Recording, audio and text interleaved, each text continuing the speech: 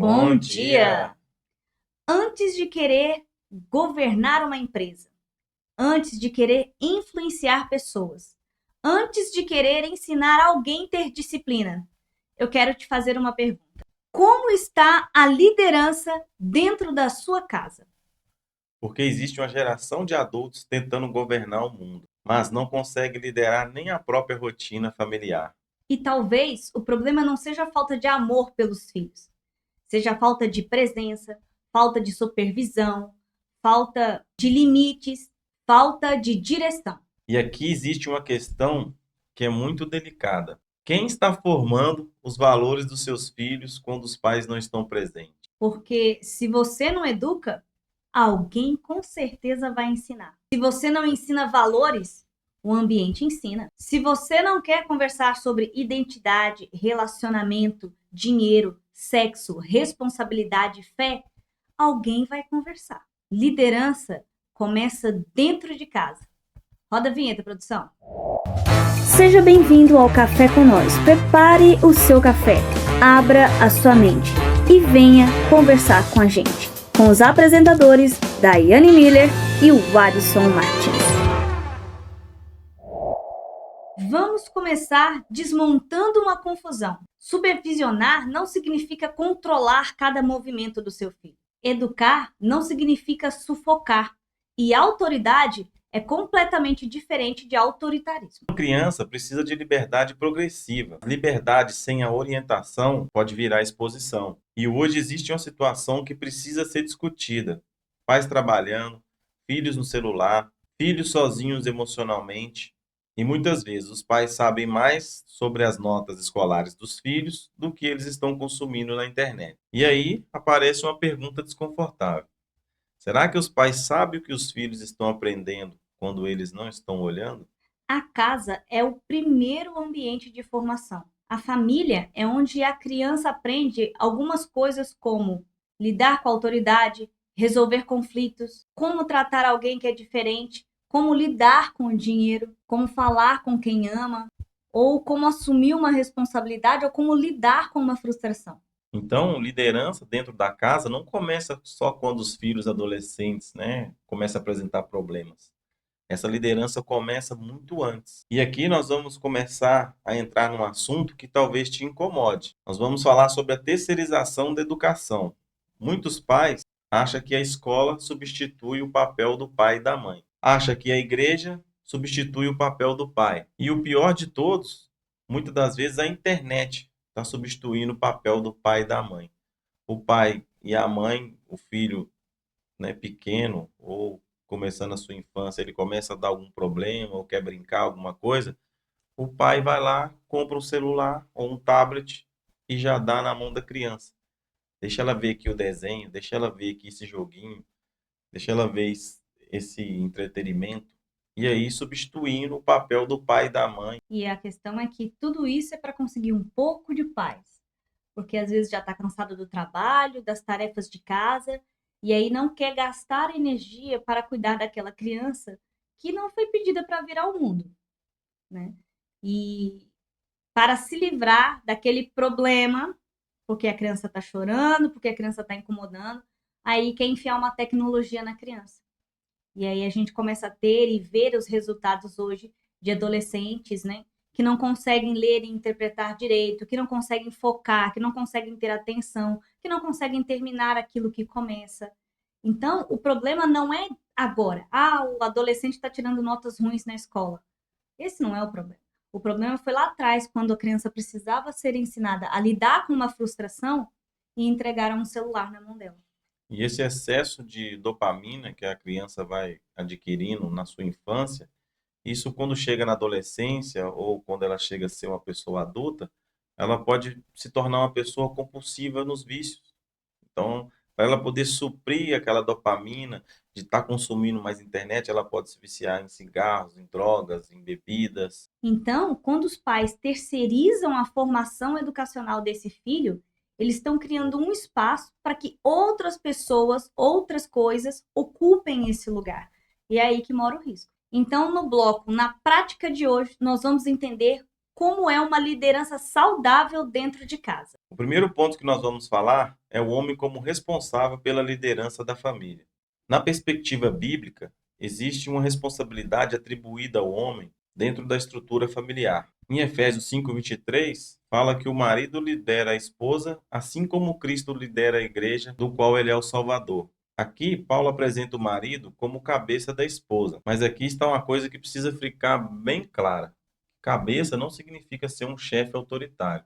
Então, se alguém usa a Bíblia para poder justificar grosseria, violência, controle, essa pessoa não está reproduzindo o modelo de Cristo. Porque Paulo não termina aqui falando que o marido é o cabeça. Ele termina apontando para Cristo. Logo em seguida, em Efésios 5:25, Paulo adverte para os maridos amar as vossas mulheres, como também Cristo amou a igreja e assim mesmo se entregou por ela. Então a pergunta para o homem não deveria ser: como faço minha família me obedecer?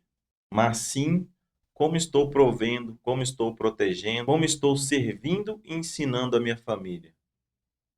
E o segundo ponto é: e a mulher? Qual é o papel da mulher dentro da família? A mulher, ela também exerce uma influência gigantesca na formação da família. E a liderança feminina dentro de casa não é uma competição com o homem. Significa exercer a sua influência, a sua sabedoria e a sua responsabilidade. Em Provérbios 14:1, a Bíblia fala: a mulher sábia edifica a sua casa. E isso não transforma a mulher responsável por tudo, mas que ela faz parte nessa liderança junto com o homem. Pai e mãe não são adversários um do outro. Não devem ficar disputando quem manda. Devem trabalhar juntos na formação de pessoas que são seus filhos. E aqui entra o terceiro ponto do nosso quadro. Os pais precisam ser exemplo. Não adianta você dizer para o seu filho que ele não pode mentir, sendo que ele te observa mentindo. Você pode dizer para ele, para o seu filho, que ele precisa controlar o celular, mas ele observa você passando 4 horas na frente dele. Não adianta você dizer para ele que ele precisa ter respeito, se quando ele observa você e a forma como você trata a sua esposa, não demonstra respeito. Seus filhos, eles não aprendem apenas com aquilo que você ensina da boca para fora. Eles aprendem com aquilo que você repete e faz. E com isso, nós vamos para o próximo quadro desse episódio, que é a pergunta que incomoda. E a pergunta de hoje é: se os seus filhos imitassem a vida que você tem hoje, você ficaria orgulhoso? Se eles imitassem a forma como você lida com o dinheiro, ou a forma como você lida com o seu relacionamento, com a sua espiritualidade, o seu jeito de agir com as pessoas e reagir com as frustrações, será que você ia gostar de ver isso neles? Será que você sentiria orgulho do seu filho? Porque é muito fácil querer filhos disciplinados, mas será que os pais querem adotar a disciplina? É fácil querer filhos emocionalmente desequilibrados, mas será que os pais, eles querem ser uma pessoa calma ou eles são aqueles pais explosivos? Querer filhos próximos de Deus, mas se a sua fé só aparece no discurso e nunca no comportamento? É complicado você exigir algo de uma pessoa que você mesmo não pratica, né? Ainda mais com os filhos que estão constantemente aprendendo com os pais, observando, entendendo que o que realmente funciona é o jeito que os pais estão fazendo, se comportando, e não com o que eles estão dizendo. Resumidamente, será que você está tentando ensinar os seus filhos a viver algo que você ainda se recusa a viver? E aqui talvez está a parte mais importante. Nós não estamos falando de pais perfeitos. Estamos falando de pais conscientes, de pais que estão presentes na vida dos filhos e na família. Seu filho não precisa de uma mãe perfeita, seu filho não precisa de um pai perfeito. Precisa de adultos que estão dispostos a assumir responsabilidades, que estão conscientes, que reconhecem os erros, que sabem pedir perdão e que isso ajuda eles a crescer. A autoridade, ela não nasce da perfeição, ela nasce da responsabilidade. E isso nos leva para o próximo quadro, princípio bíblico de hoje, que está no livro de Marcos, capítulo 10, verso do 43 ao 45. Porém, entre vocês é diferente. Todo aquele que quiser ser importante deve ser o servo. Todo aquele que quiser ser o primeiro deve ser o escravo de todos, porque até o Filho do Homem não está aqui para ser servido, mas para servir os outros e dar a sua vida a fim de salvar a muitos. Se queremos falar de liderança cristã, nós precisamos olhar para Cristo. E talvez essa seja a maior contradição do nosso tempo. As pessoas querem liderar, sim, mas elas não querem servir. Nessa passagem, Jesus ensina que entre os seus seguidores, quem quiser ser grande vai ter que servir.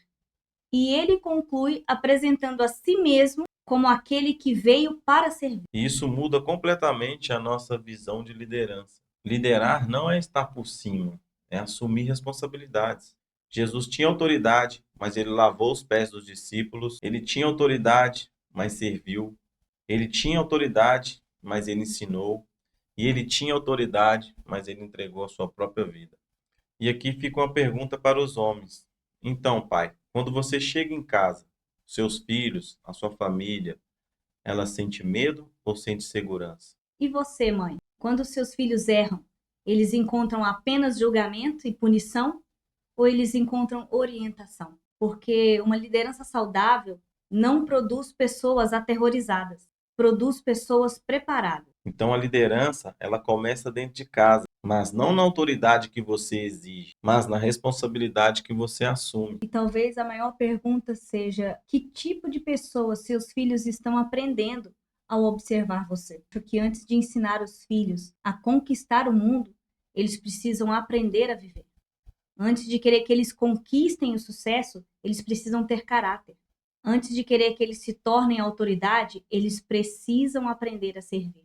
E o principal, antes de querer que seus filhos sigam os seus conselhos, mostre para eles uma vida que vale a pena viver.